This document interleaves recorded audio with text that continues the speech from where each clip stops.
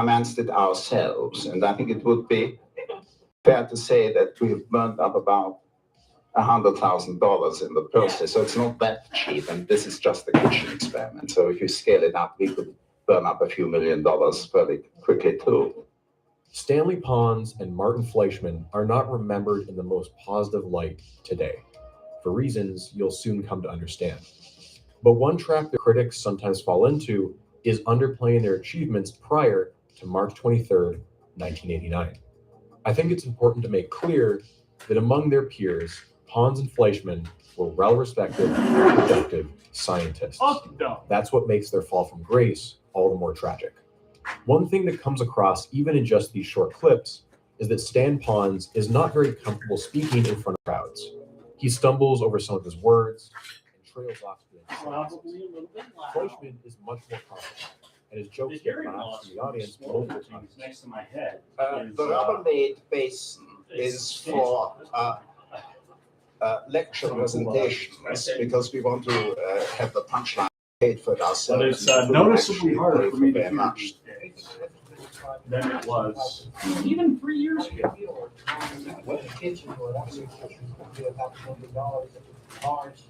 It's a B2B kitchen. That confidence comes from experience. There's a bit of an age gap. What did I take your Fleischmann is favorite 61 mattress? Pons is just You 46. want to sleep on the And while fucking Pons has a fiberglass solid again? resume, Do Fleischmann's this. is extensive. Born in Czechoslovakia, he grew up in the UK and made a name for himself there as a prominent electrochemist. Electrochemistry is a particular niche. It's fairly simple to explain. Yeah, They study yeah, sleeping on electricity that shit that actually induces did make chemical you a little bit reactions, sick for the next few chemical days, reactions didn't that generate electricity. He was known for his invention of a type of calorimeter, a device used to measure heat with great precision. And he also did some pioneering work with the diffraction of It's X-rays. not good for you. In It's bad. 1986, Bad for he was kiddies. inducted into the Fiberglass UK's not Royal good. Society, which is essentially a lifetime achievement award in science, placing him among the greats such as Isaac Newton and Michael Faraday. He was, quote, more innovative than any other electrochemist in the world. And Marvin Hawkins, a PhD student, once said of him, "You meet Fleischmann and you're going, wow, if I can spend just a month with this guy, I'll be a god myself." Fleischmann's renown as an elder statesman was no doubt a major contributor to why so many people took the announcement seriously. Well, we really need like Russia 2 claimed more but have plenty of evidence to back it up. bags. Stanley 3 Pons was much more of an finished unknown. ration He'd taken shelters, some so more it's gonna be meandering quick. route in his career. It won't be a Born in quick North street. Carolina, he quit academia for 10 years to work for the family business before eventually returning to get his PhD in 1975. And he earned it at Southampton, which is where Fleischmann became his mentor and eventually You know, the true his friend. benefit of opening up After this hopping fucking around crawl a bit, space, he it led seems himself to a to, professorship at it the seems to be University a- of Utah. He wasn't born giving there, the but rations a he place wasn't to as strict as explore they are over at UT. is what the real Over the benefit course of of all the this 1980s, is. he began publishing So more and far. more papers every year. In 1988, he published a He likes staggering it. He likes 36 walking around papers. under the house. He even ran his own company, Big selling fan. homemade lab equipment out of his house. A true worker bee, his peers called him. U of U must have been impressed because they made him chair of the chemistry department in 1988. His grad students knew him to be an introvert, uncomfortable with giving presentations, especially in front of large audiences. But they also spoke highly of him. He was humble, generous, and a good friend once you got to know him. It's hard to get a feel for what kind of person you are when you see someone on TV a few minutes.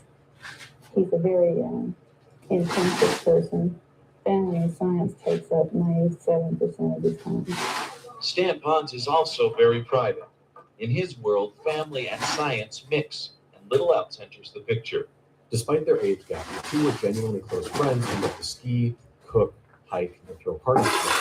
I've heard some people describe both of you as the odd couple of fusion. He seems to be more outgoing, you're so private. Yeah, You don't think? I think so. I think so. By the mid-1980s, Fleischmann was effectively retired, but he had set up an arrangement where he'd split his time between his labs in the UK and visiting Pons at U of U as a visiting researcher. The duo's dynamic was very obvious. Fleischmann was the ideas man, and Pons was the one who tested the ideas out. Before this historic day, they had published close to 30 papers together. Fleischmann, who's based in England, has spent 4 months each year at the university on the project. In between, both men rack up $400 a month phone bills. Chase Peterson told a CBS reporter later that day that this research may win Pons and Fleischmann a Nobel Prize. Although they never actually say these words in the announcement. Imagine that time the when world will two come to know friends, it as like a world apart, fusion. they racked up Even an if you have actual no idea bill what it means, communicating with very each likely other. heard those two iconic Could you imagine words doing that now? Like, Martin I have friends all over the fucking world. I don't spare a penny to talk with them. I never would. To be honest, I love them. We're great friends. I'm never gonna fucking spend $1 to talk It with was going to be for the worse. This press conference should never have happened. Pons and Fleischmann had wanted an extra 18 months before going public. Pressure outside their control had forced their hand. There had been a leak. And so, against their better judgment, they gave a press conference that doomed their careers and forever tarnished their reputations. It would really be a pity if they blew up Salt Lake City. Then we'd know my When it comes to nuclear physics, there are actually two F words. Fission, you've definitely heard of. Splitting the atom. A massive nucleus breaks apart into two, releasing I don't a know, massive Bobby. energy. You're talking a lot. So You're much saying I energy know could start fusion a and chain fission reaction, or whatever you're talking leading to an about. I explosion so immense, don't know nothing. a city in an instant. Nuclear fission changed the course of the 20th century, but its sibling, fusion, is even more powerful. The joining of atoms. When we divide by the amount of mass used for fuel, fusion beats out fission by a factor of 4. All of the atoms around you are made up of protons and neutrons, bundles of particles, protons with a positive charge and neutrons with none. The smallest possible nucleus is that of hydrogen, with just one solitary proton. If you were to take another atom of What a hydrogen proton. and slowly push them closer and closer together, you would find yourself at war with an immense force. The electromagnetic force repels positive charges away from each other. The closer they get together, the harder it pushes back. But there is a barrier you can surpass. If you were to supply enough force, enough heat, enough pressure, you can get the protons close enough together and a new force dominates. Yes. The strong nuclear force. At small enough scales, it overpowers the electromagnetic force, and the two protons fuse together. 2 atoms of hydrogen have become 1 atom of helium, and this releases a ton of energy, much of it in the form of heat. Self-sustained fusion has been one of the holy grails of physics since the concept was first theorized in the 1920s. The idea that an initial fusion would release enough energy to kickstart a chain reaction, unleashing more energy than it took to start the first one. Fusion is all about probabilities. If you have 2 nuclei close enough together for a long enough period of time, there is always a chance, no matter how infinitesimal, that they will overcome their repulsion and fuse. One way you can increase the odds of fusion is to add neutrons. This is deuterium, 1 proton, 1 neutron. Although it sounds like another element entirely, it is really just a variant of hydrogen, heavy hydrogen. Because neutrons have no charge, they provide a bit of a buffer. I meant to take this camera cord out of the way because I've knocked it down walking past the cord, which is dangling precariously in the walking path. I should probably go ahead and do that. With immense magnetic fields. However, despite our best efforts, the energy we get out is always less than the energy we put in. Self-sustained fusion has only been observed in Right there, right in front of my eyes. Good place for it. And here's the second. An immensely huge ball of gas that warms our planet and grows our crops, and the H-bomb. A device so destructive that if it was used for its original I don't purpose, know. I feel like it would doom us. this guy, Sustained hot he doesn't fusion like in the lab nuclear will weapons. fundamentally I feel like alter nobody's society. really given But nuclear hot war a fusion shot. was not a widely used term. There's a lot of conjecture, but nobody's actually tried it. I don't think it'd be as bad as they're saying, is what I'm saying. I really think nuclear war would not be a big deal. I think we should give it a shot. The history of their cold fusion project has varied over the years. Fleischmann has said they were inspired during a hike in Mill Creek Canyon. We did it That once. An all-nighter. We did it once, and there was no realistic reciprocation because, of course, the Japanese didn't have nukes yet. We should give them nukes. We should give them a shot back. Their convo went There you go. You want to test how nuclear war actually looks? One chance.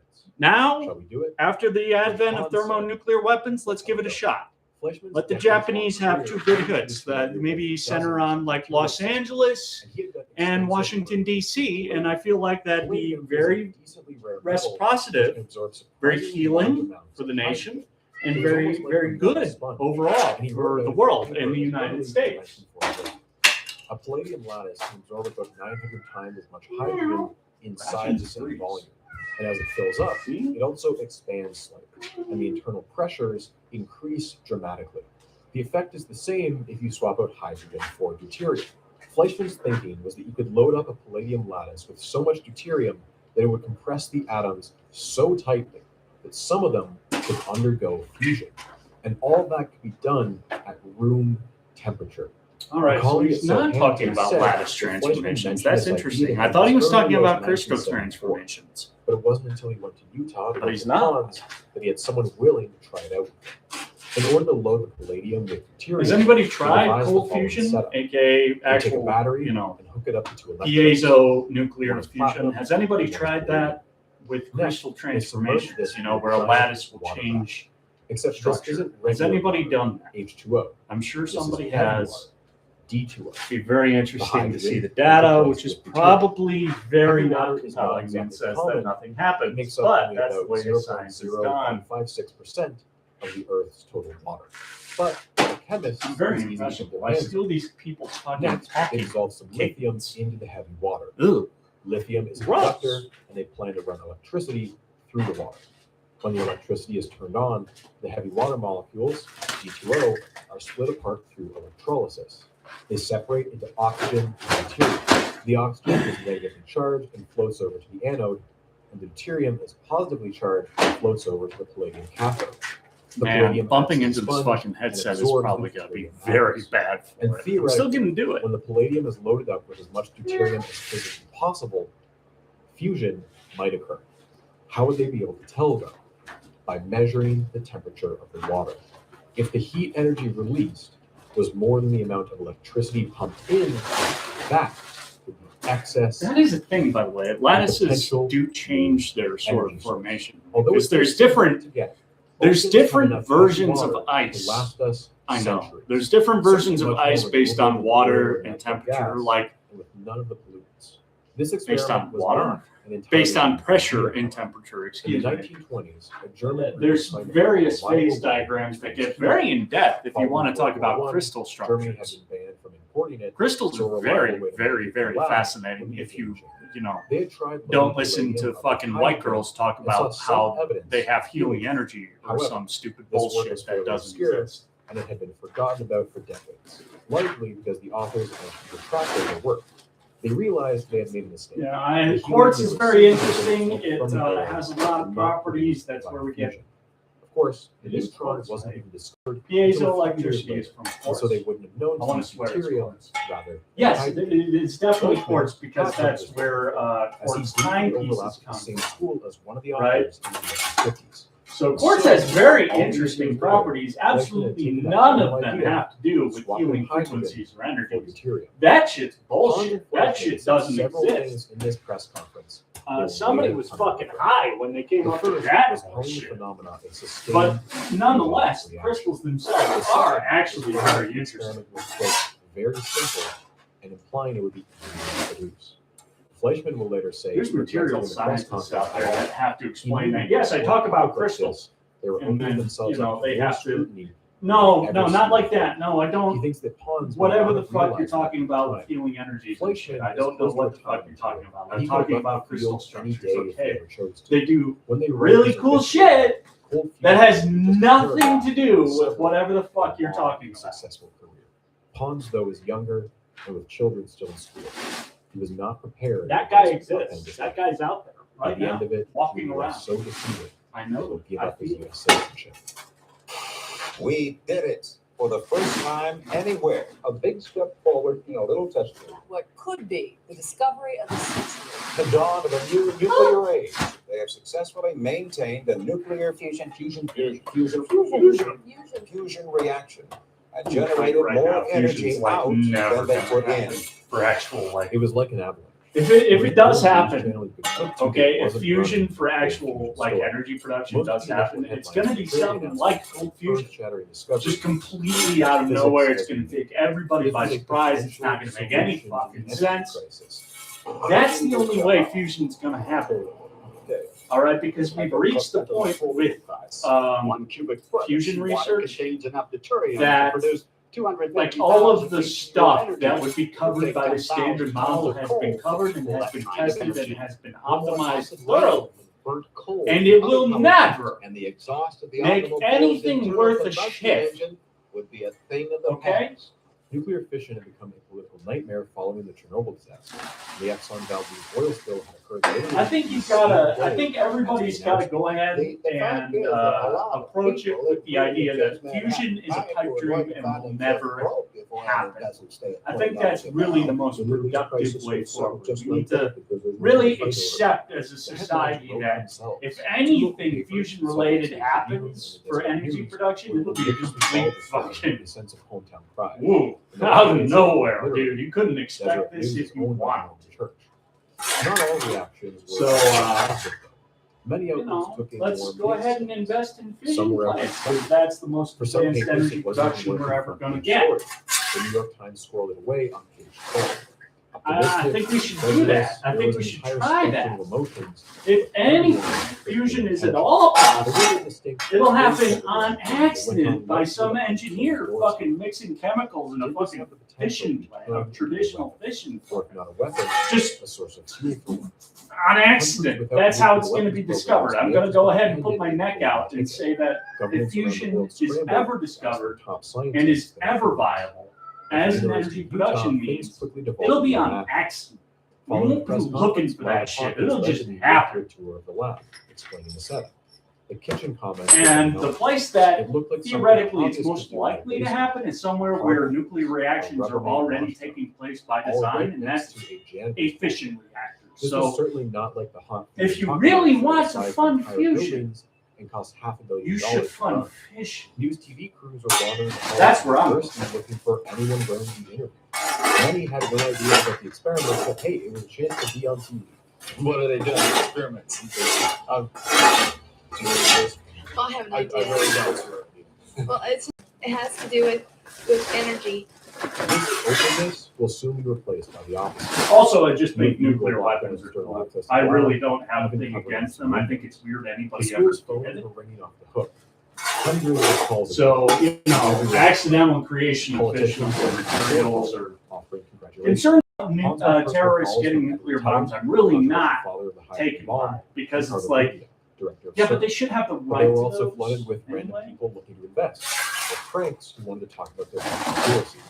Like, I'm just saying, nukes are human life. To follow them wherever they traveled. Soon, pawns had to change their phone number, otherwise it would be ringing all night. The attempt to capitalize on the phenomenon was immediate. The U started selling cold fusion t-shirts.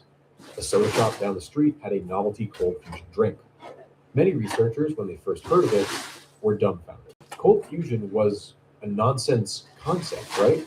It would be the most significant technological discovery since man discovered fire. This had come out of nowhere. If anything, you'd expect it out of a place like MIT, or one of the big federal labs like Los Alamos or Oak Ridge. Some didn't even dare touch the subject. Quote, "It's gotta be wrong. I'm afraid we'll look like idiots if we're seen trying this thing." But on the other hand, Pons and Fleischmann were not complete nobodies. They had some level of credibility, and they wouldn't make an announcement like this without solid proof. And hey, Fleischmann had said the experiment was very easy to replicate, and the materials were cheap and easy to get. Why not take a week to try and get their own versions going? This was basically just a modified electrolysis setup, quite literally something that high school students do in their chemistry classes. You just needed some palladium and some heavy water. Those who were quick on the draw were lucky, as soon palladium stock prices were about to spike.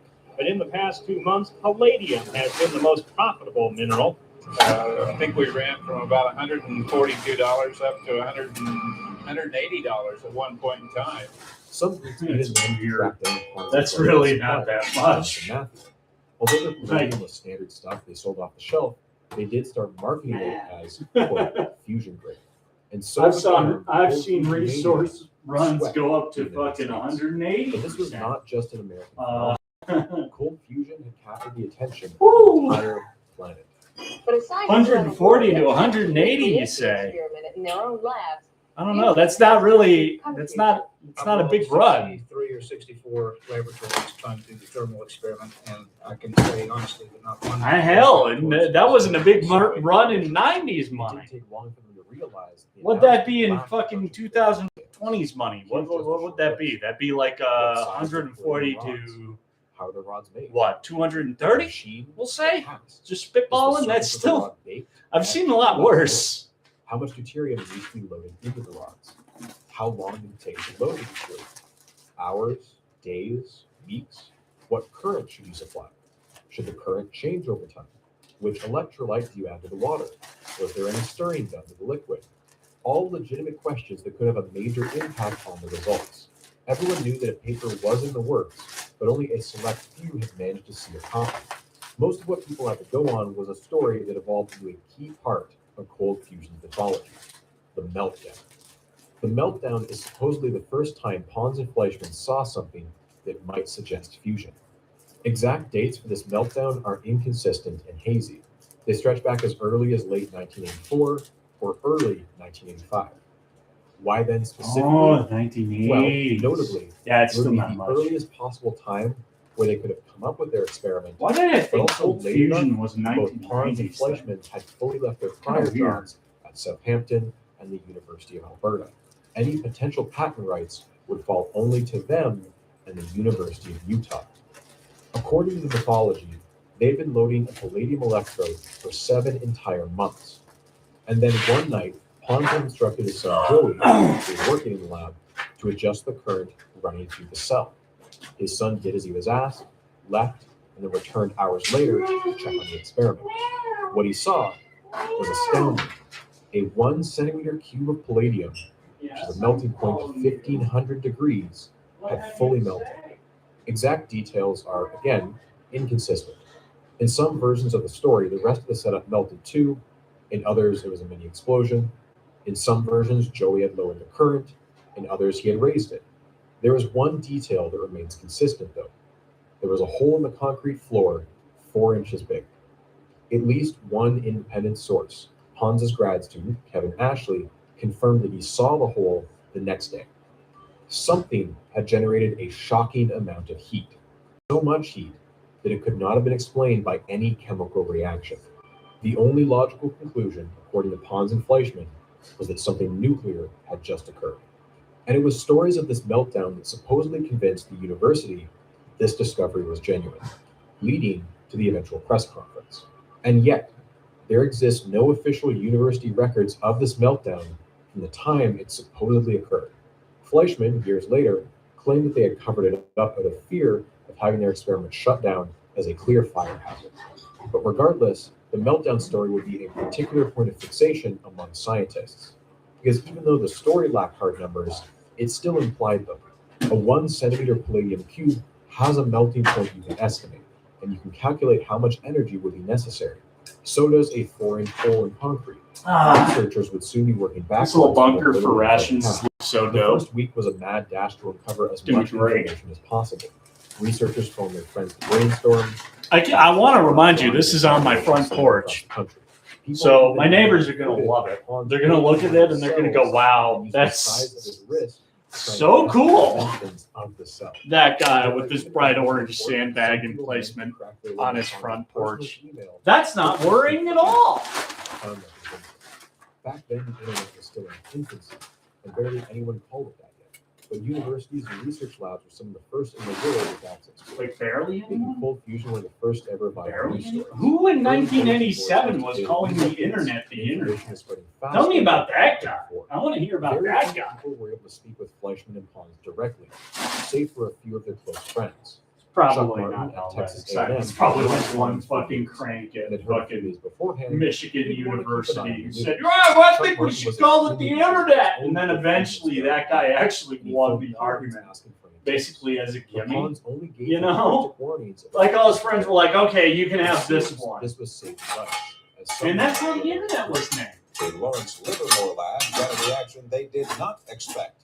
Their experiment blew up. But the hydrogen gas apparently caused a small explosion, which sent shards of glass all over the lab. North Carolina State University scientists earlier suspended their fusion experiment following a small explosion. And Fleischmann had given some friends at Harwell Labs an early head start. He'd been shipping them some of their cold fusion cells throughout March for them to measure. He wanted at least one UK lab to get a head start, so the US didn't get all the glory. It's around this time when the criticism starts to pour in. So far, the best sources for hard numbers were newspapers like the Wall Street Journal and the Financial Times.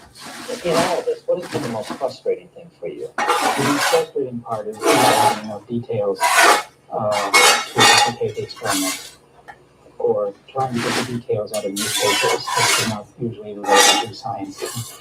This whole situation was bizarre. Why had the press conference come before a peer-reviewed paper? For many people, that was a major faux pas. Not aware that we did anything at all wrong. We were very cautious not to say that papers had been accepted anywhere. Pons and Fleischmann had, in fact, submitted their paper a couple weeks earlier to the Journal of Electroanalytical Chemistry. And although it hadn't been published yet, it had been accepted. Where this gets iffy is why it was accepted. You see, a couple weeks before the announcement, Pons had received an unrelated call from a friend who was an editor at the journal. Pons and Fleischmann had published often with them before, and Fleischmann was a longtime friend of the managing editor, Robert Parsons.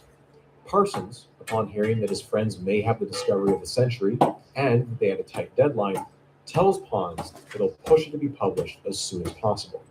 Parsons was the only person to review the paper. Pons and Fleischmann had also sent a paper to the much more prestigious Nature, but they had refused to publish it without a much more careful review. There's more to that side of the story later. The paper was eventually published on April 8th, but the preprint leaked a little earlier. Pons had given 5 copies to friends in Utah. These were quickly faxed and copied across the entire world so many times that most of the text quickly became unreadable, except of course for the massive stamp that read confidential. But even this paper was only 8 pages and had little new that people didn't already know. The assumption many were working on was that Pons and Fleischmann were intentionally withholding details because of patent concerns. Some people even speculated that the cells they showed off on TV were dummies, and that deep in their basement lab, they had their real heavy-duty cells hidden. The press release given to the media by U of U's comms department was also devoid of many details. Pam Brogel, the school's comms director, later said that she was actually forced to remove sentences at the request from the university's legal teams, which she fiercely disagreed with. And yes, that was teams, plural. She noted that there were 3 separate groups of high-powered lawyers, ones from the East Coast, West Coast, and Texas. She had wanted to speak to Pons and Fleischmann well in advance, but had only been allowed to just days before the announcement, leaving her no time to research. Although the press conference was heavily promoted by the school, the exact topic was not fully revealed beforehand. Despite this, at least 2 reporters had managed to get an inside scoop. There's one a of them rock. was Jerry Bishop at the Well, I don't know. Brogel, There's some kind of projection of the concrete here. Despite his Underneath, initial skepticism, this way, he too ends up making some this calls to way, physicists and pieces together and that this story I is a can't- major deal. I don't know where it ends. I don't know where it begins. It's really bothering Certainly me. not the kind of I thing don't you know. expect to see in a financial paper. I have a lot of Jerry things to Bishop say covered about the them, and fusion none of them are most coherent. in-depth in the traditional media sphere. He will later win a science writing award from the AIP. However, it should be noted that his award ceremony will also be boycotted by many physicists. They found his reporting misleading and often one-sided. Some actually credit Jerry Bishop with popularizing the name cold fusion, because as you'll see in the written press Hanging release, up my Pons and scoops Fleischmann called and the shit. discovery end fusion. A lot of Jerry Bishop did expletives not to be come said up with about it. fusion on his own, however. And you'll find out who That's did stuck. a little Look later at that. That's stuck. Nothing was conventional about cold Bam! fusion, and it was only going to get weirder from here. By mid-April, the first reports from other labs began to roll in. Pons and Fleischmann had set the precedent that if you had a result, you were fine to hold a press conference before you even had a paper published. And that's what many of these labs did. Called in the media, put on their best suits, and got their 15 minutes of fame. Wow, it's almost like they never stop fucking doing that. hundreds of laboratories have tried. It's almost like every fucking news cycle. Every fucking news cycle, we're inundated with stories about such and such. Research indicates that so and so happens, does stuff, whatever. I'm just gonna tell you right now, you gotta, you know, Bobby Broccoli is a wonderful, wonderful, wonderful advocate for skepticism, whether he wants to be or not. You really do not need to trust the science. In fact, you need to do the Researchers at the opposite. University of Florida, Swedish physicists said today. In every given opportunity, you need to scrutinize it. In fact, that's why it's published. That's what it's there for, is to be scrutinized. At least parts of the Utah experiment. Over the next few weeks, Pons and So, you know, next time your fucking aunt tells you about such and such study says that blank and blank gives you fucking cancer, Harwell in the UK, tell her to fuck herself. Now, CERN. That's how you approach these things. He was filling That's auditoriums bullshit. beyond. That won't cause problems at the dinner table. Pons was just as in demand, and he had given talks at U of U, Indiana, and soon he would give the biggest talk of his life. Cold fusion was such a big deal that nearly every major scientific organization decided to hold emergency sessions entirely dedicated to the subject. But seriously, it's worth there was taking everything, including from MIT or whoever, Dallas on April University of Ohio. at a basketball stadium, and early That's not registration Ohio. suggested Whoever all these across people the are. country would swing Utah. the event. Utah, that's their Dr. name. Pons has been escorted around Yeah, I Dallas. think he was much great before as he was well. escorted around a Sometimes they're just presidential wrong. candidate or They even the don't president realize himself. that. It's incredible for a chemistry convention. It felt like a Here's Jazz the Lakers second game in the playoffs. I'll tell you one thing, it was quite a day. The first day of the conference, the arena had 7,000 people in it. Looking back, many call this event the Woodstock of chemistry. As a comparison, the American Physical Society had their own Woodstock event just 2 years earlier, when a group had found evidence of high-temperature superconductors. That work had won its discoverers the Nobel Prize. Every chemist in the country wanted to see their new hero, Stanley Pons. The president of the society opened his talk with a bit of a jab at their rival field of physics. While much has been learned about plasma physics, the goal has remained elusive. Now it appears that chemists... You know, that does give me a good idea. One of these days, all right, I want Bobby Broccoli to really fucking challenge himself Cut to a real feeling among and talk about something the that physics happened community was still during COVID. pessimistic. And that is going to nuke me in the search algorithm that I don't fucking exist in to begin with. So why am I caring? And so, Anyway. people have an incentive to criticize it. The energy in the room was What I want Bobby Broccoli to talk about, what I really want him to talk about, is there was a physician, there was a pediatrician, I believe it was his particular thing. During COVID, he was out there throwing all of the top research results that suggested that it had a fucking 99% mortality. Anybody who gets touched by this disease instantly explodes, basically, was what the research indicated. I want Bobby Broccoli to talk about that guy in particular. Now, from what I've seen about that guy is that he's not a fraudster. He's not like a bad guy. He's not out there to fucking, it's not dastardly. It's mostly misfortune, is that he saw all of these crazy results from undergrad students that, they're undergrad students, dude. Like, maybe take it with a grain of salt, but he didn't. And it was at this, unprecedented time in human history. And he just fucking put this shit on blast.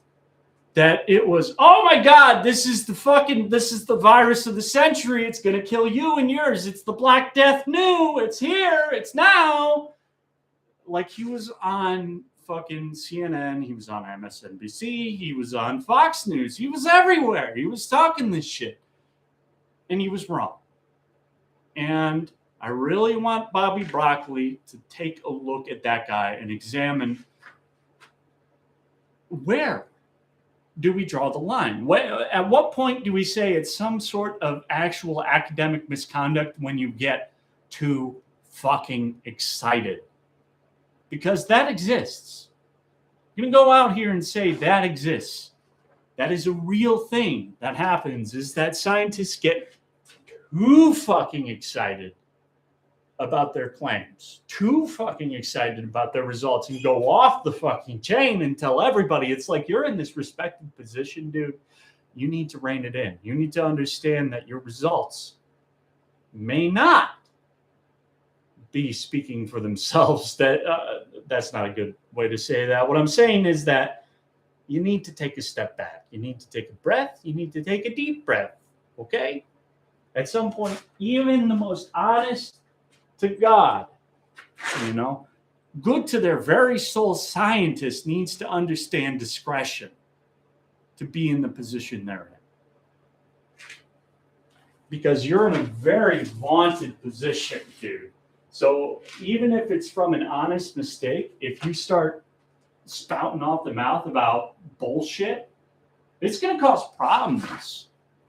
All right? And we need to be cognizant of that. You need to be cognizant of that. You need to understand that 90% of humanity is fucking mouth breathers like me that don't know what the fuck they're talking about. That's off on a limb. That's a whole other thing. But the point is, you've been given priority in your speech. People will listen to you. There's a certain amount of responsibility with that. Way beyond that which we should give public performers, gestures, comedians, stars, movie stars, all this stuff, all these entertainers. I want you all to take a big step back and understand that they don't know what the fuck they're talking about. And I really want to stress that that includes me right now, because I'm on fucking YouTube making a video. So just understand I'm a communicator and I get shit wrong. And to a certain degree, that's more acceptable than it is for like a PhD out making a fucking paper, I feel like I feel like there's no moral sort of equivocation going on there. Let me cut this. I'm going to cut the whole thing and upload it by itself. And it's going to be the most recklessly self-indulgent bullshit ever. Nobody's going to give a shit. And that's fine. Because that is honestly the relevance you should pretty much give me, is that I'm just nobody. For the off chance that this shit actually gets shared by anybody. Man, that's a flight of fancy.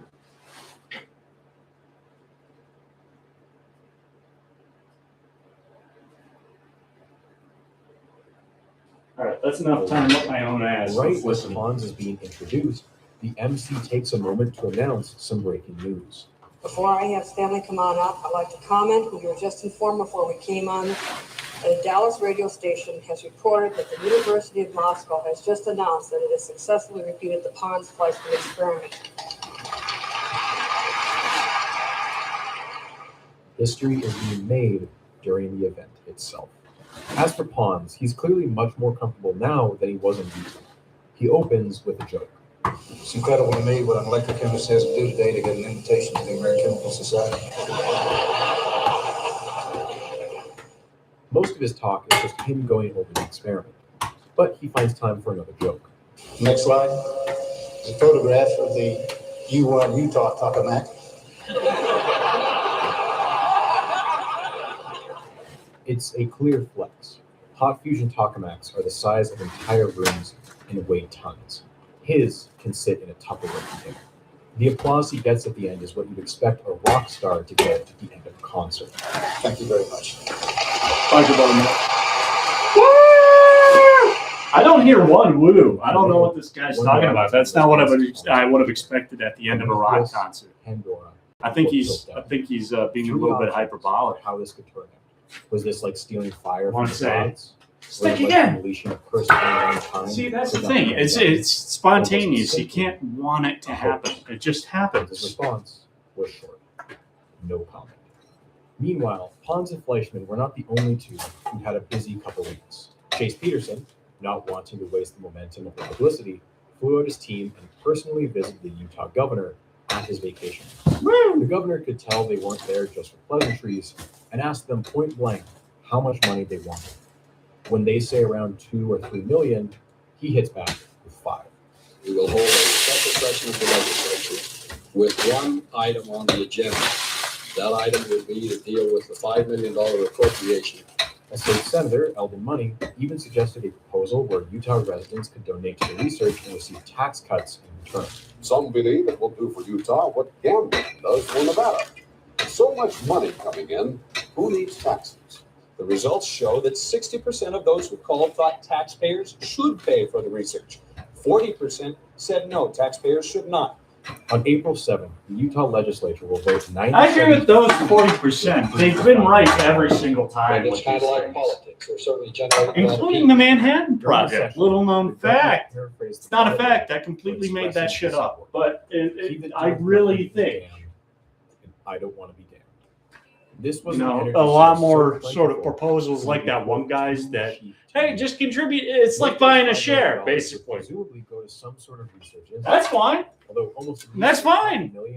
That works pretty good, honestly, for like 90% of things, especially as we go on, where more fucking crazy world-altering research is going to be less and less sort of. Perfect fit given. I say that, but AI is really going to do some weird shit, man. It showed just how much interest was legitimate. The eventual name. People like to talk. I think it is a bubble. It's a bit of a bubble. It's like the .com bubble where it's a little bit overvalued. Maybe a lot bit. Maybe like half the value will be wiped out, but that's not an indication that like it's not real. If that makes sense. Like the .com bubble, I don't know. Are we reaching the point where all of the it's from Washington sort of like there? What are they called?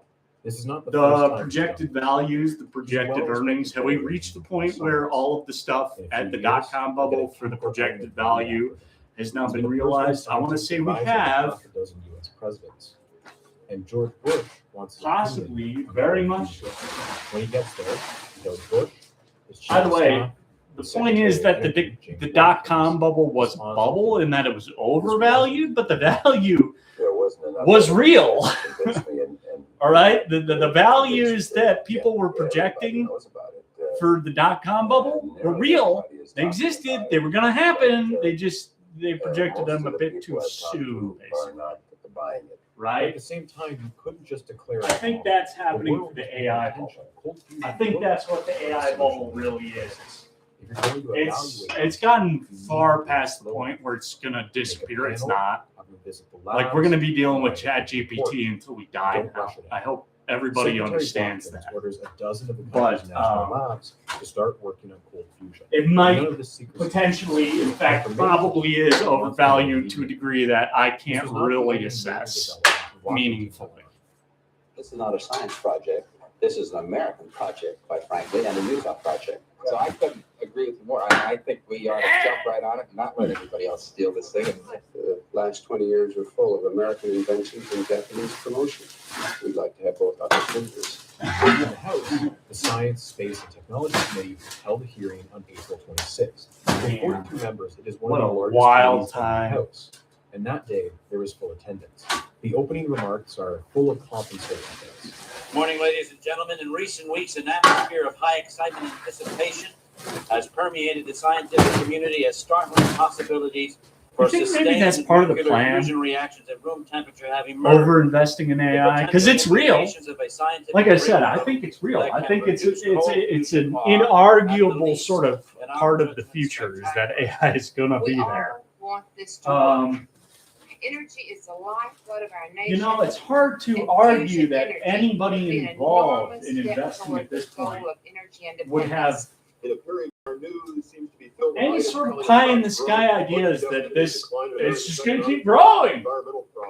In our lifetimes, there's no bubble popping at any point in our financial futures. Utah. Like no, I think it's pretty clear that if you're under the age of 60, at this point you're gonna witness a fucking AI bubble collapse pop. He'd sort of make thing. plans for a trip with his fellow committee members to go visit review and see cold fusion with their own eyes. Oh, the first guest to speak is Stanley Pons, clearly quite humble and honored to be speaking to Congress. The one thing about those microphones is they're not that good, so you have to pull them closer. Thing. When you have things to say, is that sometimes you forget those things. We want to thank you and the committee for the opportunity to testify here today. He starts us off, And then you with a realize in-depth those things you explanation wanted to of say the don't nitty-gritty fucking matter. technical And, details. There's a slideshow that lasts for nearly 15 minutes. Where do you go from there? He does what he does best. Like, man, that sure was pointless. Why did I think about that so much? Notably, he says something interesting. Now, the experiment which Professor Pons has described to you is superficially simple, but is actually quite difficult to carry out because you have to go through a process of optimizing the experiment such that you will make a significant observation. This is in contrast to the initial press conference, where he said it was, and I quote, very simple. Although most of the politicians in attendance were enraptured, some of them asked the occasional tough question. I must say, Mr. Chairman, the process so far by which we've learned about this has been more confusion than cold fusion. And there seems to be a feeling about that the process has been more driven by a wish to protect future potential profits than it has been adherence to normal peer review processes. The public release of the information. It's also a problem with drinking, to be fair. Drinking it results in a lot of, man, I had really important things to say, and then it turned out inhibited the replication. I must not have, because I sure as shit forgot them. Where it's been tried. In chemistry, it is generally the situation that when you submitted a paper and the paper is accepted, which was the case in our case, that it is okay to make an announcement. I think the problem we've had is that physicists don't do things exactly the same way.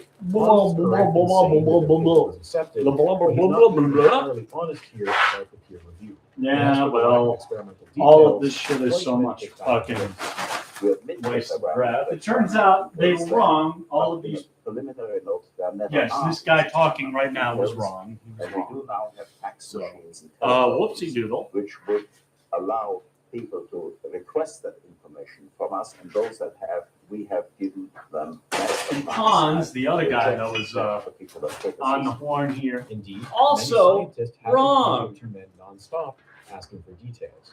However, you either had to be extremely lucky or one of their close friends to actually get a response. Fleischman plays the diplomat very well here. He makes it clear that he does not want money taken away from hot fusion researchers. He does not want to make any unnecessary enemies. When he's asked how much he thinks scaling up this technology might cost, he is careful to avoid giving an exact number. Rather, he passes that particular hot potato to Chase Peterson, who is a high-profile lobbyist. It was inevitable all 42 members that at one point I would forget that I had buried my trowel and would then dig it up with my shovel. Maybe that needs to be 125 million someday, but that's It would always happen, right now. and it happened right now. $25 would allow us to start the onion growing with state and private sources. 25 Stop million the onion growing. Who would use that? 145 Who? at the high end. Why? That is a big Who used that metaphor? Peterson also, in vague terms, I guess in Utah they grow a lot of onions. About the research. I don't Although know. fusion was not a bomb, fusion was known to produce tritium, a radioactive isotope that is used in making bombs. A reliable way to generate tritium would certainly be of use to the US Army. However, magazine attacked into the political fears of the period and described a scenario where Japan, their fearsome economic rival, would swoop in and steal cold fusion from them. It's just wild. like they had with electronics. Wild to listen to things from the 1980s and hear the fear of these companies in the past. And we understand kind of Is that pretty much ended everything like to this, the moment I was born? discovery, I don't know when it actually ended, but by 1995 it was bloody dead. Now, So the total hearing is 5 hours long, and much of it is dry. the fear of Japan is a very, very funny phenomenon to me. Most of them simply went on stage to listen to much more critical witnesses. Of the other speakers that day, by far the most interesting was the group from Brigham Young University. The rival school to the University of Utah just 40 miles down the road. And representing them was a very soft-spoken physicist named Stephen Jones. And he was singing a very different tune than Pond's inflation. He didn't think that cold fusion was worth dumping millions into. At least not yet. He had even brought along a prop to help him explain. Now this is a tender shoot, as you can tell. It is difficult to say what it will become.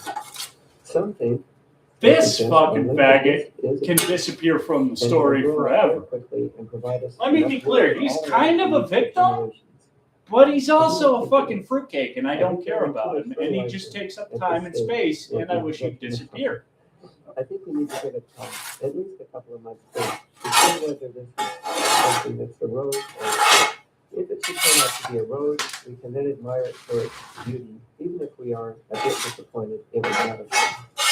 And by that, it's actually, now that I say that, it's kind of funny. It turns out he is more or less a government stooge.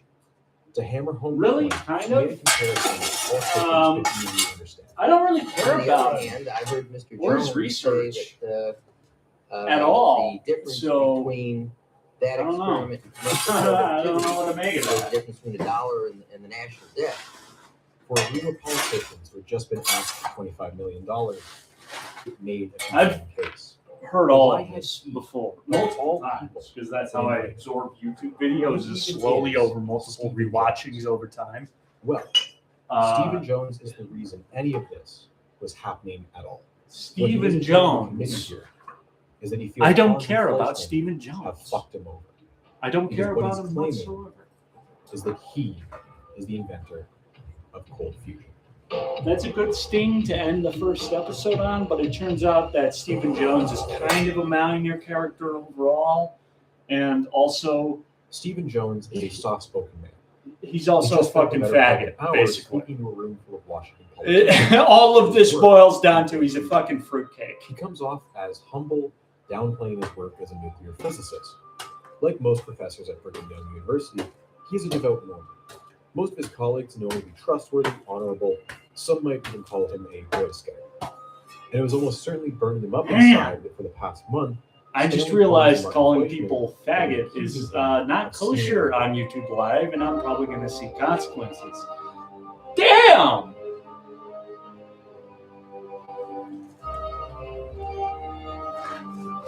It's funny. I could have called him all the other things. I could have called him the fruitcake. I could have called him the fucking sissy. I could have called him anything, really. And ultimately, people would have said the same thing. And that's because they went public. But, as soon as I introduce faggot, it's a bridge too far. And 1 month out from that, they were So I'm probably going to have to delete this stream. As Fleischman mentioned in the announcement, he and Pons had funded their experiment with $100K of their own money, and they had no other financial support. But what he didn't say is that in the year before they went public, they did try to get external funding. And that process had set off a domino effect that resulted in a leak. Was ultimately again, all of that is assuming that somehow, like, my moment comes and I'm discovered on YouTube and I become a big YouTube creator. That's not going to happen. But when he approached them about his cold, I got to remember that. I got to remember that about myself sometimes. Like I say, I have such a big personality. It crowds out reality. The office has been often as the office of Hail Mary. Its administrator, Richard Gajewski, once called it the home of orphans and infants. What he meant by that was his office was the last chance for projects that were considered too crazy for other departments. Pie-in-the-sky pitches that still deserved at least a little bit of time. But yeah, this whole thing about this guy basically being favored by a government agency that's the longest running funding programs was for professors. It's a fucking charity house, dude. You're describing a fucking workhouse. You're describing a charity house for the fucking scientists. A muon is a particle. I don't care about this guy. I don't care about his opinions. I don't care about his research. I don't care what he publishes. I don't care about him in the slightest.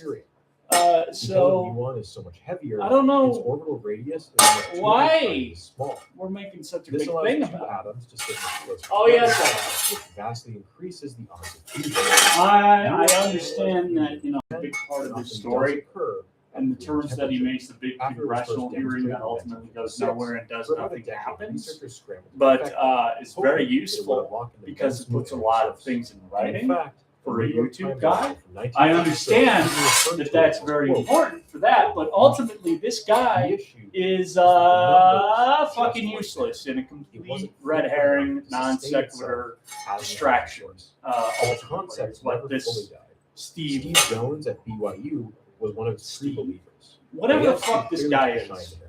He'd funded Jones for 6 years now, complete paying him waste around of time as $250 a by 1988. his research, His his appearances, his testimony, everything this guy does, just waste of time in general. Almost 30 years earlier. In history, inspiration came in in September commentary, 1988 when Gayetski sent Jones a proposal. The title was "The Behavior of Electrochemical Compressed Hydrogen and Deuterium," and it was submitted by Stanley Pons and Mark Jones. Jones was intended to act as a neutral referee, one of five. The proposal was confidential. The cover specifically useless. I'm saying it. Steve Jones, useless. Waste of time. Hate the guy. I have personal grudges against him. Where this is going. Later, Jones and BYU's legal team would release a detailed timeline of his research on fusion, supported by pages and pages from Jones's own notebook. BYU has documents such as these lab notebooks showing their work goes back to at least 1986. If you watch his testimony in Congress, he will hammer home the point that he'd been working on this for years. Deuterium into metals is going to be the fusion, which we had in early '86. I should say, by the way, that this has been funded by the same advancement projects, this particular idea called the fusion since '86. We funded that in May of 1986. Jones's claim that while his primary focus had been on muon catalyzed fusion, he had spent some time and funding working on more traditional fusion work, like that of Pons and Fleischmann, even before he saw their proposal. And this is technically true. In March 1986, Jones had a chance run-in with a geophysicist, Paul Palmer, who had an idea that fusion can take place within the Earth via extreme pressure. They began to spitball the idea of piezonuclear fusion. I will maintain that piezonuclear reaction is April 1st, 1986. goes hard as a theory. Could it be that metal hydrides provide an environment conducive to confinement and fusion of hydrogen isotopes? And on April 7th, Jones, although he never actually uses the word electrolysis, he does write down several different metals. Among them is palladium. In one of his annual updates to Gayevsky, he mentioned this piezonuclear fusion idea. Two of Jones's graduate students in May 1986 began experiments where they would load hydrogen into metals via electrolysis. But after months of attempts, nothing useful came of the experiments. In September, they abandoned the idea. The most they got out of it was 2 term papers. And so, if you want to be lawyers about it, Jones's group did, independent from Pons and Fleischmann, come up with a cold fusion concept as early as 1986. But they soon put the idea on a 2-year-long hiatus. Jones's later explanation for the hiatus is that they were waiting on a colleague to build an ultra-sensitive detector that would allow them to continue the experiments.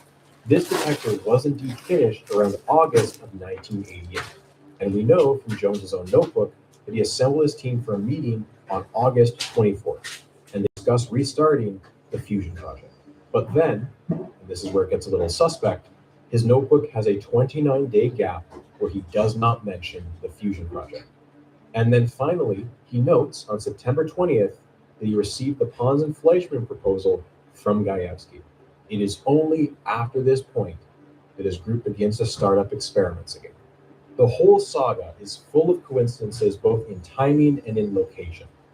What are the odds that it's 2 Utah labs, just 40 miles apart, will be racing to unlock the secrets of fusion? What we do know for sure is that Jones and his team jumped into action only after they had read Pons and Fleischmann's proposal, at a time when his funding was on the verge of ending. And so, by late September, his group was starting up experiments, and Jones wrote back to Gayevsky that the proposal should be rejected, or at least he needed some clarifications first. And so, he begins to write to them anonymously. To Pons and Fleischmann, Here is an anonymous reviewer asking very basic questions, clearly of the opinion that this experiment won't work. Only when they had shared enough Really details won that to argument the with my experiment cat. in its entirety Look. did he change his tune and give it the thumbs up. Pons and Fleischman Truly. didn't manage to guess that the reviewer was Jones because one of his critiques was that they hadn't cited a 1986 paper by him. And then one day, Gajewski phones up Pons and suggests that Jones had worked on similar stuff before, they maybe work out a collaboration. From the perspective of Pons and Fleischman, this was outrageous. Pons had refused to talk about this project to anyone outside Fleischman or his own family for years. And as soon as they submitted a grant application, they had physicists trying to force themselves onto their paper. Although Pons and Jones have a friendly phone conversation, deep down Pons feels like they're working in solo. Pons tells the patent officer at U of U that they may have a legal dispute on their hands, and he makes a call to a friend. Gary Triggs grew up with Pons in North Carolina. He was a charming country lawyer who was not afraid to get his hands dirty. When the dispute with Jones and the group began to heat up, Pons and Triggs lined around to help strategize. Triggs also acted as a confidant, one of the few people Pons trusted to go. Even before cold fusion, Pons had used Triggs as an attack dog when he got into some hot water. At least 2 prior collaborations involving Dow Chemical and Synthetech used Pons as a researcher. When those companies couldn't reproduce his results, they asked for his data. Pons blocked them by getting Triggs to send solicited source letters. One of Triggs' first attacks in the fusion saga was that Pons Gajewski tried to get him to admit manufacturing his poisons to help out his buddy Jones. If he said anything incriminating, they never did anything with it. Dude, I don't think this guy realizes how bad his videos make academia sound. Swapping out shits. Like, begins to boil over. I don't know if you guys really deserve all that research grants and all that money. All trusting Gajewski. They started to become paranoid. Both groups escalated the issue to the heads of their respective schools. You seem to be fucking over a lot of people through the auspices of being registered with the university. Not even like a big university. Like, this is fucking Brigham Young or somewhere in fucking Utah, right? This isn't MIT. But Jones tells them that this isn't one of the California. This isn't Berkeley. And they're fucking doing this shit, fucking over Dow, like taking them for a ride. You understand how that makes it sound? I hope. He's been scheduled to please. A major conference in May.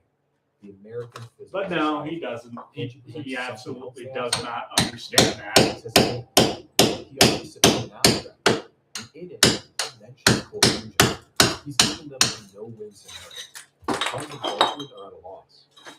The final negotiation. I say that he's published back-to-back submissions. You know, I'm going to go out on a limb and say that Bobby Broccoli is of the mind that the public institutions and the universities, they're on the side of the people. Nothing written. How could they be on anybody else's side? They don't have their own side. Bobby Broccoli, I think, does not understand this. I'm going to go out on a limb and say he doesn't really fully internalize that they're on their own side. They believe there was only the nuclear option. I don't know. Yeah, Bobby Broccoli, please, by all means, get it. Fusion researcher Stephen Tell me I'm Jones wrong. says that I we hope reached you an do. agreement with Brigham Young University by You don't announcing its seem fusion to fully discovery understand last month. that Jones says the 2 universities had agreed. Brigham to Young separate could funding possibly simultaneously. fuck me over as the little guy. Commitment Just from as Congress much, of any if sort not to be more fulfilled. willingly than the federal government or Dow Chemicals or whoever the fuck. You know, a big entity here. You don't seem to fully internalize that fact. And so they hold their press So- conference on March 23rd without any hesitation to do what? At the press conference, they are aware of any other trophy takes the mic. He says he wasn't aware of any other group, something he knows for a fact. And the fusion comes to the forefront. Big rivalry between BYU and the University of Utah is no longer over football. So what's the deal there? Because nobody's gonna let BYU says that we were working out together, and that he came out first, so he could get out of the publicity. Imagine that. Fleischman and Pons will go into say many later. They did not name the discovery coalition. That was Steve Jones who was responsible for that. A couple weeks later, at a conference in Italy, Fleischman and Jones will have a conversation with Paul. Reportedly, Fleischman will apologize for how things got here. He can't put a cat in the bag by going public early. Ow! My hand! Jones had found out about the betrayal when the Financial Times called him asking for comment. Jones is furious, but he feels a sense of relief at the same time, knowing he's been betrayed rather than waiting for it. He goes on vacation with his family for the next week. They also do pretty sure as soon as possible. Come on. No one from his team will be going to the airport on March 24th. Why don't I just use a 44 Magnum? Marvin Hawkins, Pons' PhD student, clutching an envelope from FedEx at the airport. A TV crew is there to film a meeting that won't be taking place. He'll end up submitting the paper and going home. Hawkins' name isn't named in the history book the same way Pons and Fleischman's did. He's not a protagonist, but his story is still worth telling. Marvin Hawkins was 27 here. In the fall of '88, he was pretty much wrapping up with his PhD work. The only thing left for him to graduate was to write his thesis. If he focused on writing, he'd be out in just a couple months. It was in his best interest to try and get it done sooner rather than later, because after all, he was the sole source of income for a family of 5. He had taken a 2-year break from school for his own missionary work, so he was a bit behind his academic peers.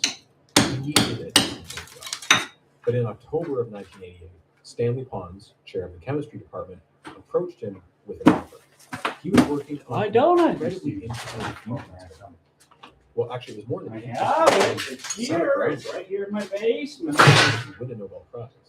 It would certainly delay his graduation, and it wouldn't pay him very much, just $10K a year. But Marvin recognized it as the once-in-a-career opportunity that it was. And to work with Martin Fleischman, too? When it came to chemistry, that man was a god. Stanley Pons was a secretive man. Outside his family and his mentor Fleischman, he barely told anyone about this. His wife worked as a secretary, and up until August, he'd had his son Joey run most of the experiments. But he was getting married that month and left the lab. With a vacancy to fill, Pons approached Marvin. Part of why he chose Marvin was that he knew he could set up experiments on his own. He wouldn't need some help. Fewer chances. Marvin worked for my boy to hear him tell it, without much help from Pons and Fleischman on developing the cell that would soon become world famous. Does everyone you build now work? No. There, as with any scientific endeavor, you've got some build-up, some mistakes, some reevaluation, some new processes that you want to incorporate. As January turned into February, it was clear to him that Pons' group was in a race with someone at BYU. Whoever published first was guaranteed to make it into the history books, and whoever was second might, if they were lucky, get a single mention at the end of a long paragraph. They began to pull 24/7 shifts. Quote, there were times where I would go home for 3 or 4 hours and sleep and then get up and go back. For a month and a half. Weekends, no nothing. Kids kind of tend wow, that is not breaking at all. Hawkins, Marvin's wife, it's causing a lot of shrapnel in my feet. Brought on a whole new meaning of the term. Real bad. Having Marvin away from home was difficult, but has not broken the concrete. Purpose so that made it. Did I just get lucky the first time? Quote. Very stressful. I think I did. She's been very supportive. As you can see, it's been clearly there. Help me collect data. I was hoping to break this off a little bit. It's not been horrible. His kids missed him. Their daughter was born. I think it turns out I just got terribly lucky the first time. Their younger son, Pons, seemed to recognize what a sacrifice Marvin was making, especially as a young father.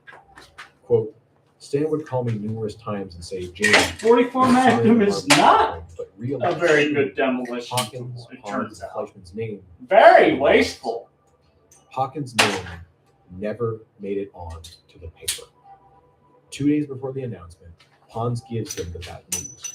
The school, for legal reasons, thinks it's better if it's just him and Fleischman on the paper. Marvin is devastated. That's just dirt. It's not my a couple skin. days after the March 23rd announcement, the interview on the Utah campus. I don't know if you can see that on the camera, but there's kind of like, and everyone wanted to catch a glimpse. There's a lot of dirt that makes it look like my toe flesh got splayed in a very interesting manner. Press conference. And the day after the announcement, it's not that. It's just where he'd be for a few weeks. It's nothing. It's now, nothing. that Pons had been left alone in Utah without his mentor, receiving more public attention than he'd ever had in his entire life. Phone calls were ringing all hours of the day. News crews wanted to interview him. His email account got hacked. They had to change his home phone number just to stop the ringing. In a profile for the Deseret News, Pons described himself with one word: scared. Tensions can get very high. Emotions can get absolutely destroyed. That's a lot of pressure. It's not that much more. To me, he's the same guy. The kids play together. On TV, they run and play. We don't know when we're going to have dinner. People want to talk all the time. We always say we're normal. We're still the same as ever. Soon, a mysterious man from MIT would roll up, uninvited, and began asking questions. He only left when Pons tried to contact security. So with all of this context in mind, Pons realizes on March 26th that some of his lab books were missing. The Fleischman man, the only other person who got the notes, was Marvin Hawkins. And so Pons calls up another grad student, Mark Anderson, and asks him to take over a bit of the work from Marvin Hawkins. Here is where it gets odd. Hawkins attests that Pons and Fleischman asked him to make a copy of the notebook and protect the original. And so he did that, making copies and putting the originals in his brother's safety deposit box. After weeks of endless hours studying the lab, Hawkins was going to go on a ski trip on holiday weekend. Pons absolutely on Monday the 27th, Pons calls Hawkins and urgently tells him he needs the notebooks for that day. It's not much relief for Pons to assume that Hawkins is upset with his name being left off the paper and he may have taken the notes for leverage. Unaware that Pons suspects him of anything nefarious, Marvin leaves the ski trip and drives into Salt Lake City to drop off the photocopies of the notebooks and then returns back to his family vacation. But Pons is not happy with just the photocopies, and when Marvin checks in via the phone, Pons tells him he needs the originals right now. He essentially accuses him of stealing the notebooks. Pons and Hawkins' stories contradict each other quite a bit here. Pons claims he got a call from the Mormon church saying the notebooks were with them, and he should come pick them up. He alleges that Hawkins tried to sell the notebooks for millions of dollars or as some sort of religious donation. When Hawkins returned the lab, Pons threatened to send the police after him. Eventually, Hawkins returns the notebooks, realizes he's been replaced, and leaves for his vacation a third time, but in a significantly worse mood. And finally, on April 4th, he received a letter from Stanley Pons. He's been fired. Hawkins immediately goes to the administration and says he'll go to media if they don't rectify the situation. He even calls Fleischman, who tells him he'll try to talk some sense into something. A day later, Pons and Hawkins sit down and have a meeting with two neutral third parties. In it, they agree that Hawkins will be allowed to finish his thesis, and his name will appear on the paper in the form of an errata. Marvin Hawkins, despite everything Pons put him through, still defends him to this day. Forgetting to add an author to a paper, especially when there are only 3 total, is not a very common mistake. When the errata was published, it raised eyebrows across the field, but it was not even the most suspicious crime. A small detail, easy to miss, suggested something deeply wrong about the science. A mistake so fundamental that some would accuse them of fraud. When Stanley Pons addressed a crowd of 7,000 chemists at a stadium in Dallas, he was their rock star. He delivered not just a win to the field of chemistry, but he had done what so many physicists have been failing to do for decades. Chemistry and physics are sibling fields, and they go hand in hand. But the scientists who study them naturally develop rivalries. And so to their peers, Pons and Fleischman were heroes. But to the physicists, they were tourists, a pair of overconfident hucksters messing with things they didn't fully understand. Fritz Wood, former president of the Electrochemical Society, recounted a story where a Nobel laureate in physics told him, quote, "Fritz, if cold fusion were ever to be discovered, it wouldn't be discovered by a chemist." If you look at the confirmations, they come principally from electrochemists rather than from physicists. If you look at the negative criticism, they come principally from physicists. After people have been studying these reactions for 50 years and really have, as somebody at Utah, happens to stumble across a previously unseen low energy reaction, the odds are pretty small. Even worse in their eyes was that Pons and Fleischmann had committed two major transgressions. The first was that they had gone to Washington and begged for money from Congress, a blatant attempt to skip over the usual peer-reviewed budgetary process. The second was jumping the gun at the press conference before they published the paper. And frankly, we're getting a little bit tired of having science done by news conference. I wonder where your greatest responsibility is. Is it to the general public through a press conference, or is it to the scientific community? And I submit that is the case. The public had a right to know as soon as possible. But if those physicists were caught off guard by the announcement, none were more shocked than a physicist working next door to Pons and Fleischmann at the University of Utah. You'd think that at least one of them, hopefully a specialist in nuclear Get science, one more sandbag for rations. No. Chase Peterson's mandate And we should be good meant that he had really done for tonight. these physicists. Some improvements were made. Commentary was done. And a distant relative. I wasted everybody's time. When some of those physics talks attempted to speak to Pons directly, they found him in his office. Industrious man I am. They were getting messages from physics departments all across the country with the assumption that they had seen and signed off on Pons and Fleischmann's work. They hadn't even seen the paper yet. Now their credibility was on the line, despite having nothing to do with the work. They were not afraid to tell the local news exactly how they felt. Before you commit yourself publicly and make a big hoopla about it, that you still do the critical work necessary to make sure you're absolutely certain. They say they're embarrassed by last Thursday's announcement to the world before scientific peer review has had a chance to decide whether this really is or is not a breakthrough. But even when the paper eventually got published on April 8th, many physicists were shocked by its quality. The nuclear physics part of the program was not done in a very careful way. The papers that were written by both groups were papers that had they been written by my graduate student, I would not have let them publish it. I would have said, go back to the laboratory and finish the job. The text had several errors and contradictions, all of which suggested to experienced scientists that the paper had been prepared in a rush. Although both clearly intelligent chemists, the general consensus was that Pons and Fleischmann had waded into an area way outside their expertise. Whatever their conclusions, they were almost certainly the result of several blunders. Many physicists didn't even bother reading the paper. They knew for a fact this couldn't be fusion for one very simple reason. They were still alive. Their skin hadn't been irradiated to a crisp. The fusion of two deuterium atoms has been studied since the 1920s and is one of the most understood nuclear reactions we know about. As soon as fusion happens, you get an excited helium nucleus with two protons and two neutrons. But it only lasts for a minute because it's unstable and will end up decaying into three radiation belts. In the first branch, the helium uses a neutron and forms a slime. In the second, the helium uses a proton, which leaves an atom of hydrogen with two neutrons. This isotope has its own unique name, tritium. The first two branches occur approximately 50% of the time. They're evenly split. The third branch is the most rare, with less than 0.5% chance. It stays as a helium-4 atom, but it ejects a super high-energy gamma ray as a photon. All three of these branches produce one high-energy radiation particle, either a neutron, tritium, or a gamma ray. In other words, you cannot have heat without radiation alongside it. And remember, according to Fleischmann, they saw 4 watts for every 1 watt they put in.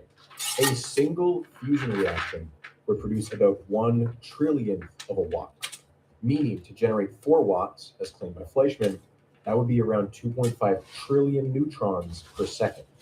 More than enough to burn the skin off your body. So that begs the question, how many neutrons do they see? Well, in their paper, they reported just 4,000 per second. Speaking of fusion, I might as well vent it now. And that's so low. I feel like it should be obvious to anybody paying attention as the dead. The big one. The one that just achieved fucking. Was that there wasn't one. Oh, we achieved neutral, where we put in as much energy as we got out. That's great. That's wonderful. That's great. But it's completely unusable. they didn't ask. Their method of creating fusion This is far from the only neutron number. utterly Ship unharvestable. has It will top never Alice. be Ponds harvestable. mentioned a figure The of way 10,000 they make fusion is and to, when Ponds all right, so they have their this mythical meltdown, they can't discrete, get the story straight at all. right, Everyone this said discrete meltdown sort of produced, fuel quote, block no that they just radiation. And Ponds shove said there was no lasers radiation detected. into from everywhere, Later, they all gave at a once, right? He said that the lab That's was the way they do it. okay. So then, which is it? How the fuck are you gonna get energy from it? Anywhere from 1 to All right, how are you gonna harvest the power from it? than they should expect. How are you going to do anything with that? Okay, it's equivalent. I put a hand grenade, right, up in the center of this dome, right, that just measures the hand grenade going off. It measures the explosion of the hand grenade. And then I set the hand grenade off, and whoa, it makes a whole shitload of energy, that hand grenade. Yeah, I bet it fucking does. How the fuck are you gonna, like, harvest that or do anything useful with it? You're not! It's fundamentally the same as fucking explosive lensing, which we've done since the fucking 50s. It's useless. I hate it. I hate it so much. I hate that we've given billions of dollars into this fucking bullshit that we've already made. Fundamentally, this fucking technology is no different than fucking exploding a bomb that we've had since the 50s. It's useless. It's a complete waste of time and money. The people you're paying to do this are taking you for a ride. It's a scam. And it needs to be shut down. Because ultimately, yeah, it's great. I'm wonderful. It's great. I love that people are doing this. But they're doing it on my dime is the problem. So any government grants to this need to stop immediately. But they're not gonna. But of course, And of course, well, the thing is, the instant they do, that program will completely evaporate because that's where all their money comes from. But that's how it should be. Like the fucking, the Swiss had the right idea. To be honest, all right, that big hadron collider, that's a lot more useful than whatever the fuck we're doing with that stupid bullshit with the lasers all shooting on a fuel pellet. Completely, utterly, entirely useless. Will never, ever, ever, ever create anything even close to a harvestable means of energy. All right, so I want Bobby Broccoli to cover that one guy during COVID. Okay. And I want the scientists on that project to tell me exactly how they plan to take a complete dome of lasers all shooting at one target into any sort of sustainable harvestable energy. I really like them to explain that to me. His group was seen literally. I could learn a lot from that potentially, or I could learn exactly what I already know, which is that they're full of shit and there is absolutely no way to harvest that. That amount should work out, even theoretically, as a means of getting energy for anything, anywhere, ever. Number one, there is fusion. That shit chaps me so fucking raw, directly on my asshole. My asshole is chapped from that shit. Have heat due to fusion. I would say that cold fusion is hopeless as a source of energy. This is a very, very critical difference. I wouldn't even mind so much if they didn't couch it all in the argument that it's remarkable, but only it's a game-free energy, which I don't even know if they actually advertise that or if that's just like if his claim was $1, sort of stuff that's got filtered down after so long. His results certainly as justification for justification as justification for the guy on the appropriations committee that eventually approved giving money to these guys. It's like, well, you know, theoretically maybe it could make power. I don't know if that's what happened, but that's the other radioactive product what's being marketed, you know.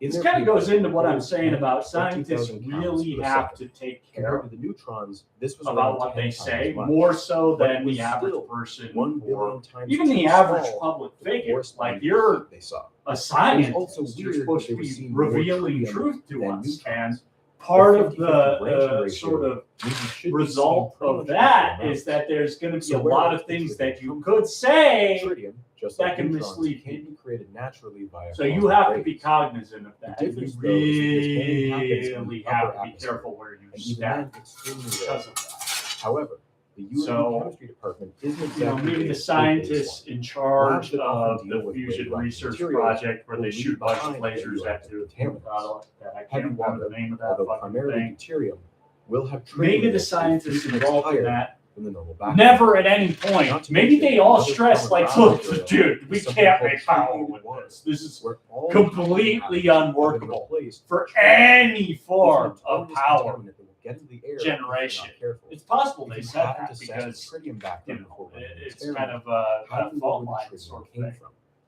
Let's go But back to if the that's main the reason case, you this really is even have to supposed to come work out at all. in front of Palladium absorbs those deuterium like a sponge.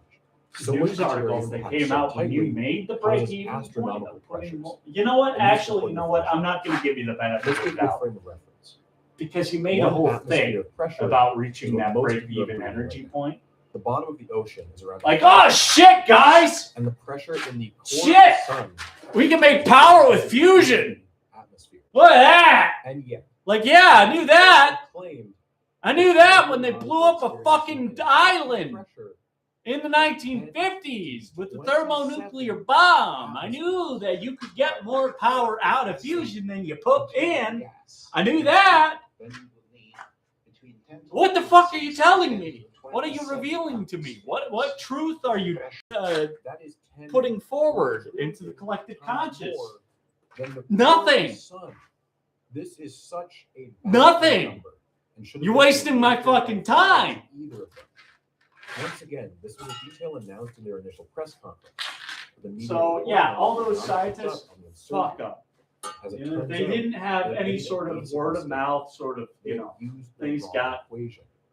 When the corrupted correct down the equation was chain, applied, like the Perez pressure in their cells is only kind of took this and 15,000 ran with it, and atmospheres. really that's not what we meant. How No. They're But totally still far too like low banking on people to going, know. oh, fusion, that'll make a lot of Perhaps power. the most They're like, outrageous yeah! experiment Yeah, we got this project. It's pretty cool. We're gonna make a ton of power with this. control of No, they're not. Instead They're of using totally heavy lying. water, They're never gonna fucking make Light water. anything use worthwhile. hydrogen instead of deuterium. If heavy water produced excess heat and light water didn't, then it was solid proof that fusion was behind the heat. But if light water also produced excess heat, it would suggest that there was some sort of mistake in the heat And you measurements. know, Pons and Fleischmann had the other simply thing not is, I done understand that all light water that stuff control. kind We of. know this because Fleischmann asked this exact All right, question so there's of the probably director like of some CERN, Carlo Rubio. sort of Publicly crazy reported advancement on with This capacitors is the that has actual come audio of their exchange. sort of ancillary to that, all that. Like there's some, they have to have big, giant fucking super capacitors, right? To do this power laser beam for a microsecond to put out as much power as what happens? a I'm actual fission nuclear bomb, now. which is in effect what they are recreating with lasers. The reason we haven't done so is that if you do that experiment, you do in fact ruin the electrodes. And we have so far had very limited resources. Those who were present recall that several people gasped. His answer effectively boils down to I we said didn't have that. time or money. But this just doesn't line up. They have said repeatedly that they started experiments in 1984, almost 5 years ago, and they didn't run a light water control even once. In the press conference, he said this. We have tried very hard to prove ourselves so all the way down the line. Anyway, Evidently, they didn't try I hard think enough. overall what I'm According to trying to Marvin say about Hawkins, they Bobby didn't start Broccoli running is light water that tests until late he is April, very almost willing an to entire point month out after it academic was fraud, discovered. mismanagement, mishandling On of April 9th, situations Stan Pons in the past claimed tense, that but he ran light water controls. I really We know this wish because he Chuck had Martin, it in who was a friend him, of Stanley Pons, called him pointed up out on an as it's experiment that he had happening, run. or even just What happened shortly was after it's happened. Chuck Because Martin was doing let's be frank, we can all look back on that fucking guy during COVID and say, dude was wrong. I mean, he was wrong, and him going on media on blast telling people to be scared was maybe, I don't know if I'd do that, you know? Pond said, "That's great. I knew that somebody was going to reproduce it soon. I'm glad it was you." But this and then guy, Martin said, not the guy "But we currently have a problem. speaking, We are also seeing heat with light water." Bobby Broccoli, And Pond who said, is "That's the most narrator of exciting this thing. video We in see which it this too." guy is contained, I don't think he'd When be he's willing asked to if do he's done that. light water And I control really in wish he CSV would, because I Dallas, feel like he'd he do pretty responds, good. quote, "A baseline reaction around Go water for it, Bobby. is not necessarily a We good believe baseline. in you. We do not get the Anyway, that's enough for tonight. Thank you all. Good night. Goodbye. But reading between the lines, one can imagine that he was hoping. Confirm, yes.